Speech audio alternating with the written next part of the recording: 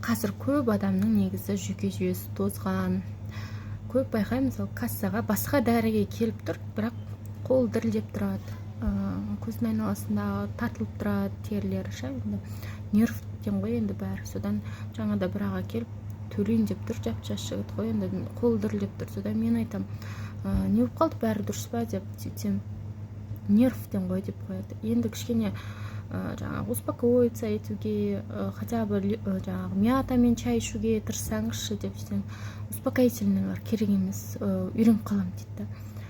Жоқ, сіз егер бұл нервпен жүре берсеңіз, аурудың көбін тауып аласыз ғой. Негізі барлық аурудың бірінші причинасы ол стресс.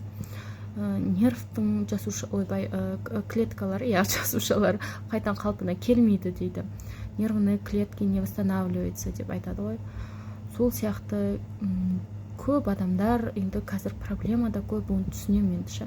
Өмірге деген, жаңағы жұмысқа деген талас көп, ақшаның аздығы деген сияқты. Бірақ өздеріңізді де күтуді ойлаңыздар. Жай ғана мятаның шөбін алып ішуге тырысыңыздар.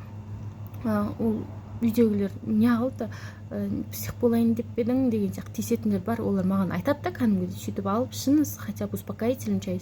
Ойбай, ана успокоительный дегенді көргенде үйдегілер мен мазақ қылады ғой дейді. Жоқ, хотя бы сіз мята, мелиса деген сияқты пакетированный шайлар болады ғой, сондай ішіңіз. Оның сыртында успокоительный деп тұрмайды, бірақ ол нервті успокаивать етеді, освежать етеді, адамды кәдімгідей сергітеді. Сондайды алып ішіңіз, өзіңіздің денсаулығыңызды күтіңіз, басқаға қарамаңыз деймін. Сол сияқты өздеріңізді күтіңіздер. Барлық аурудың бастамасы ол стресс. Барлығы стресстен келеді. Бүйрегіңіз, жүрегіңіз, бауырыңыз бәрін ауырсын, бастапқы причинасы не деген кезде барлығының басында стресс тұрады. Сондықтан хотя бы мята өсіп тұрған жаңағы жапырағын алып та шайларыңызға лимонмен қосып кішкене ішіңіздер. Оларды успокаивать етеді кішкене болсын. Сол сіздерге айтайын деген. Менді қазір барлығында проблема көп деген сияқты, бірақ жақсы жақтарында көруге тырысыңыздар өмірдің.